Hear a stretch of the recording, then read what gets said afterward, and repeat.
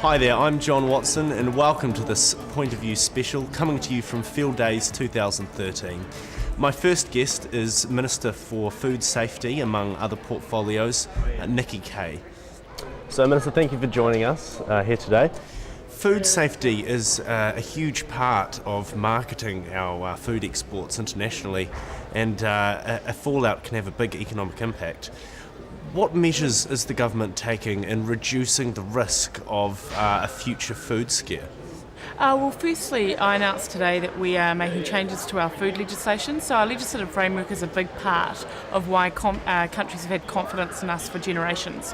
So today I announced I'm rebalancing that legislation, and what that's about is making sure the government is focused on our international exports. We want to double our exports by 2025, and we're not focused too much on those community organisations that may be of a lower risk.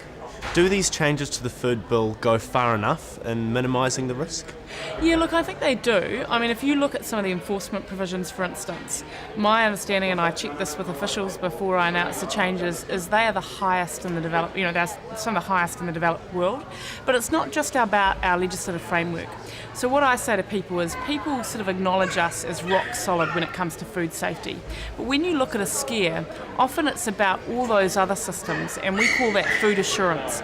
So one of the pieces of work that I'm doing with other ministers is to say, are there some other things that we can do from a brand perspective, from a general quality perspective, that will give people greater confidence and will enable government to respond in a way to mitigate some of those risks. Do any of the changes to the food bill address the concerns around our infant milk formula industry?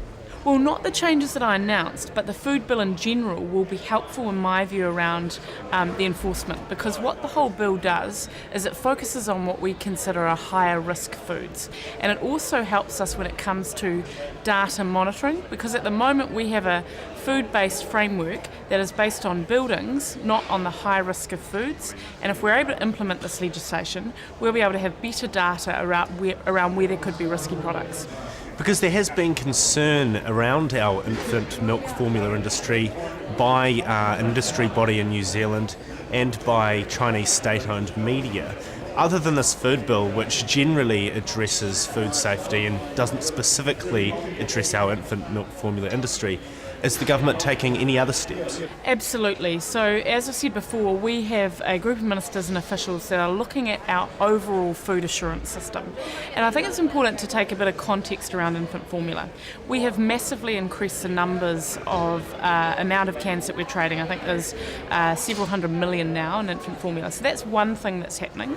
The second thing is the number of brands that are trading off New Zealand has significantly increased. So what that tells us as well, when you look at the price of New Zealand infant formula compared to it in market and domestic products in certain countries, is we're more at risk, not because of our food safety systems, but because our reputation is so good that there are probably greater incentives to go after us. And I think we need to look at a whole of system food assurance approach to say, are there other things that we can do to move quicker when someone potentially makes a misleading statement about New Zealand, but are there other things that we can do to grow that brand New Zealand? What about these cowboys that are coming into the industry wanting to make a quick dollar that aren't necessarily complying with existing regulation? Well, again, I think we have to be really careful about some of the situations that come forward. The first thing that I'd say is whenever we look at a situation, we need to be clear what the test results may be. From my understanding, this is not really about food safety. There are issues that have been raised around quality, so the quality of nutrients and testing around that. But the second thing that I'd say is we are doing that piece of work to say, how do we ensure that we've done as much as possible as a government that people can have confidence in New Zealand brands. But it is really important to make this point. As long as we've been a food producing nation, people will always make misleading statements. And I think that has happened since the dawn of time. The only issue is that we're producing more in complex markets, and it's ensuring that we also strengthen our relationships with those nations so that they have a good understanding of our food systems. Are you or the government doing anything to assure the Chinese public that our milk infant formula is safe? Well, I think it as well is that group of work that's happening. But the second thing that I'd say generally around consumers, and it's a wider piece of work for me, is right across our food systems. Doesn't matter whether it's infant formula, whether it's our tomatoes, whether it's our meat. I can see that more and more consumers around the world want access to information about products. It's a worldwide trend. So I am working, in fact, I'm off to Australia on Friday to meet with Australian ministers to ensure things like labelling are as transparent and robust as possible. Recently I announced some changes around ensuring that any statements made from a health perspective are more accurate. And so I think labelling does play a part in this, and that's about giving consumers as much information about the product as possible. Because perception seems almost as important as reality, really, in terms of markets. Do you think the DCD scare was an overreaction? Well, I think you have hit the nail on the head when you've talked about the issue of perception. That cuts to the heart of the issues of food assurance. Our reputation makes us money, which improves New Zealanders' quality of life. And when you look at, I think, a number of these issues, there's actually a really good story around New Zealand. We're testing more, we have the most robust food systems in the world, we're trading more. And what that means is the value of our reputation is going up. And that also means that when something happens, if we don't counter it reasonably quickly, then that can damage us. And so I think a number of the issues that have been raised are more around other assurances and our food assurance system. How do you counter something like that? I mean, the milk was tested and the DCD levels were perfectly safe, but there was still a fallout. How do you counter something that's not in line with reality? Well, there's a couple of things. The first is education and an understanding of our food systems. So we are trading with more and more complex markets. They are different to some of our traditional trading partners. And one of the things, I've met with a number of politicians from parts of Asia recently. One of the things that we're looking at is how do we potentially have greater collaboration at the food system sharing level, so that when some of these issues are less likely to arise when you have similar systems, whether that's testing, whether that's verification. And so that's a big piece of the work that MPI do. You say perception is an important factor. The Green Party has recently called on Fonterra to stop taking milk from rehabilitated land farms in Taranaki. Although studies have been done which show that the milk is safe, the Green Party says that there's still perception issues around that. Do you think that the Green Party is scaremongering, as Federated Farmers accuse them of doing, or do you think that they have a good point there? Well, look, I think, again, I'd make 2 points. The first is the perception issue is important, but I think politicians across both sides of the House have to be very careful when they make statements, because what they need to understand is sometimes those statements will be picked up by international media, by some of our competitors, and they can have damage to New Zealand. From my perspective as Minister of Food Safety, I can tell you we have some of the safest food standards in the world, and our farmers, particularly in this region, have some of the highest standards of practice. That doesn't mean we don't need to continually review our systems, but politicians need to be very careful when they make statements like that. It'll always be a judgment call about risk, basically. And from my perspective, I think that we currently have a very good system, and I think that it's unfortunate that the Green Party have made those comments. But I think what I'd say is there's always room for improvement, and whether it's the work that Amy Adams is doing around water and the Resource Management Act, whether it's the huge amount that I'm currently doing around food assurance with Ministers Nathan Guy, we're not saying that it's not important to improve our systems, but from my perspective as Minister of Food Safety, I am very confident that we have some of the safest systems in the world. Another important issue of perception, of course, is around genetic engineering. What's happening with the genetic engineering here at the moment? Are we softening our zero tolerance approach? No, not in terms of GE crops. What I would say is, we set our standards and our labelling partly with Australia, but we also under our food treaty have the ability to differ when we want to. And in fact, the legislation changes that I announced today, I reinforced that principle. I think there is more that we can do. So from a safety perspective, I have absolute confidence in our system that the levels are right.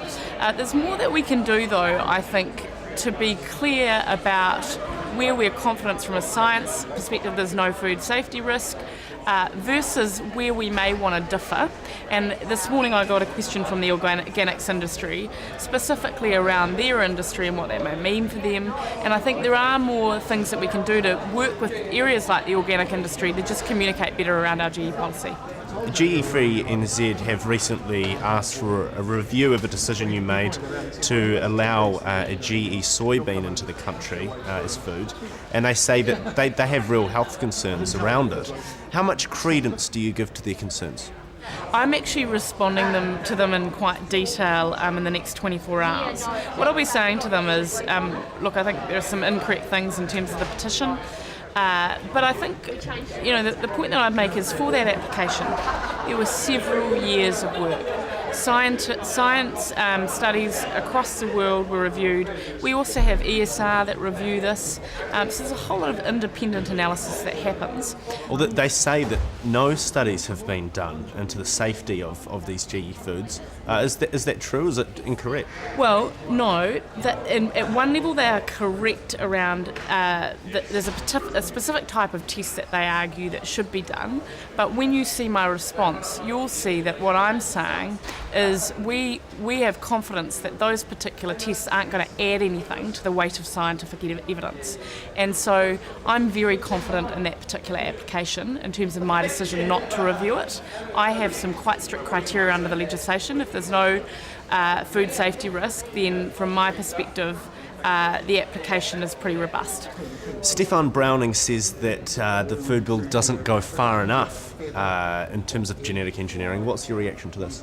Well, look, there will be a select committee process, so he'll be able to take that up at that select committee process. Minister, thank you for your time. Thank you. Time for a break on our Point of View special from Field Days. Coming up, we'll be talking to the Green Party's Primary Industries spokesperson, Steffan Browning.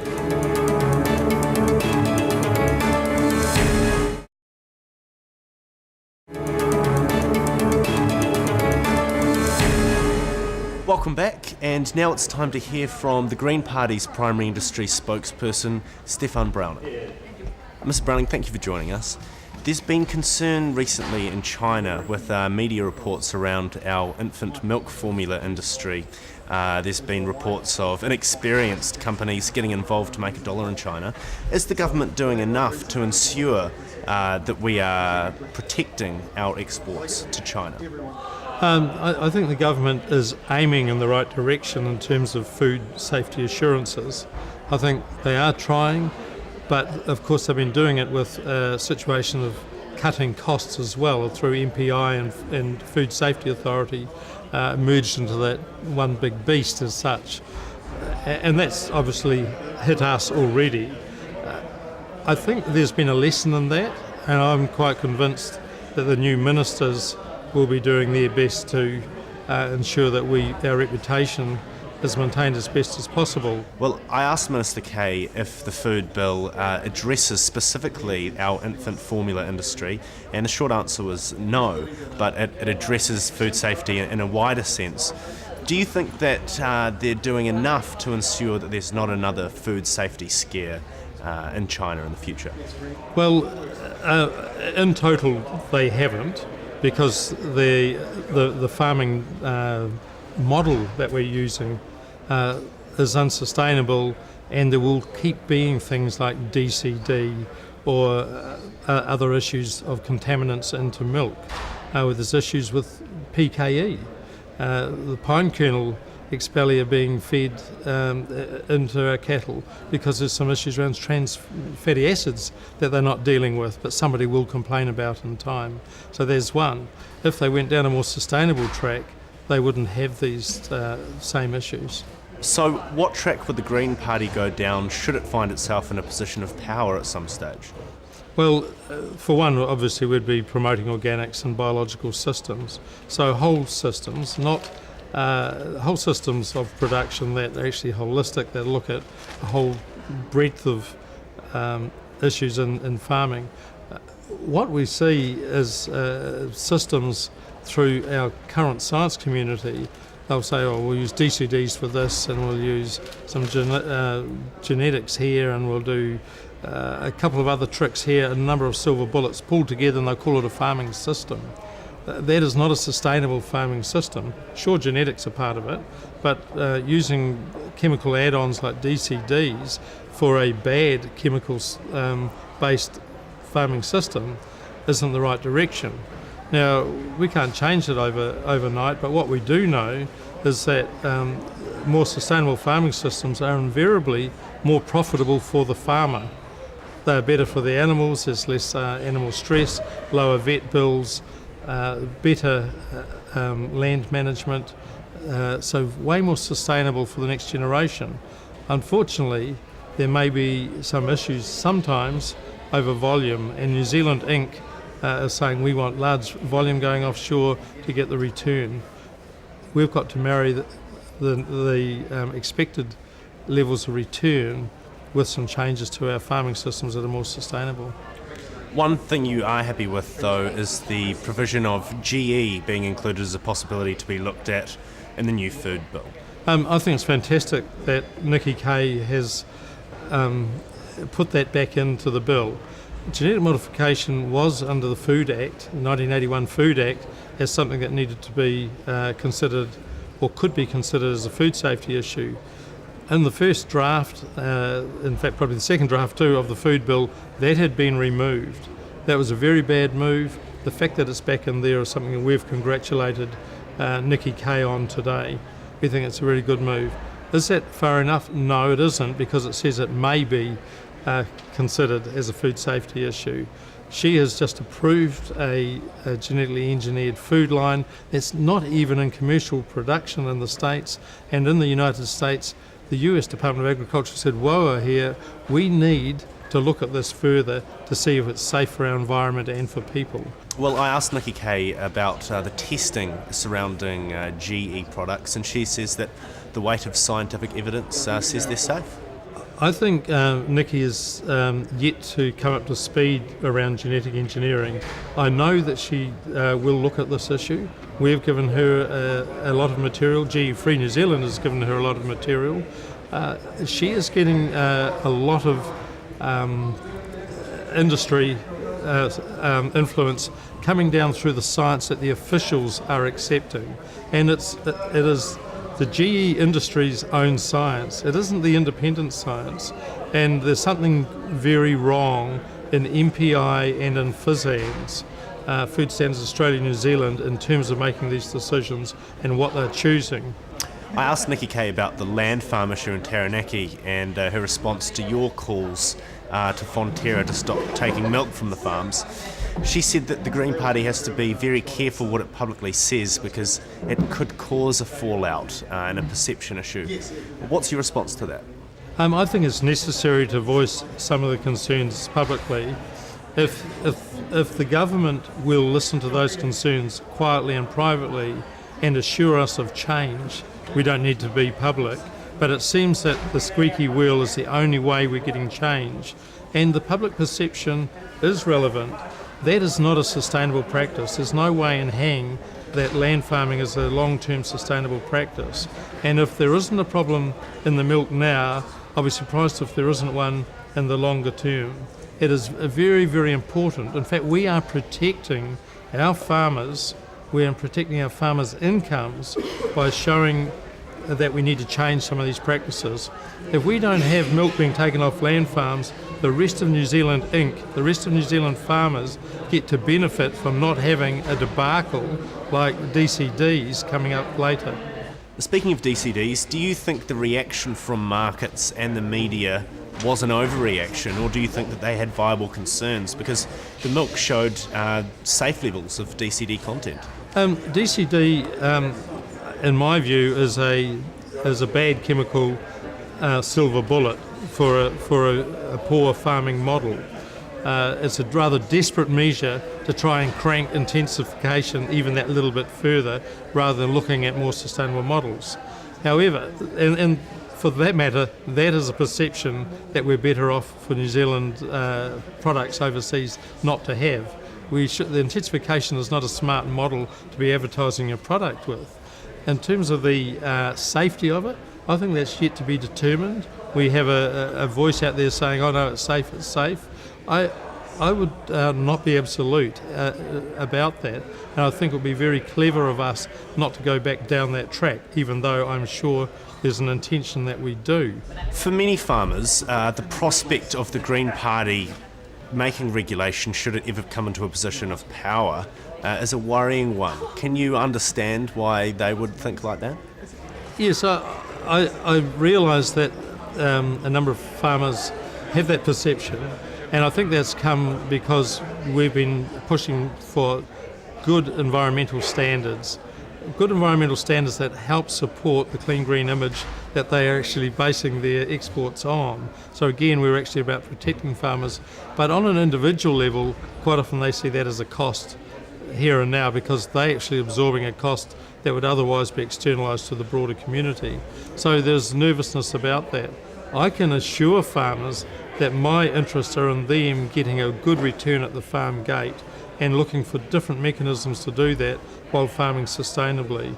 And I'm continually looking at how that might happen. And so it's not about any quick, sudden change, it's about transitions in as comfortable a way as possible that will give them a better quality of life on their farms, their animals and their environment, being in a totally better picture. That will be better for New Zealand's long-term access to markets and for our land and for their families. If the Green Party ever did find itself in a position to make laws and regulations around our primary industries, what would the main changes be? Well, we'd have to have proper national environmental standards, and we're looking at that on a continual basis. Good animal welfare standards.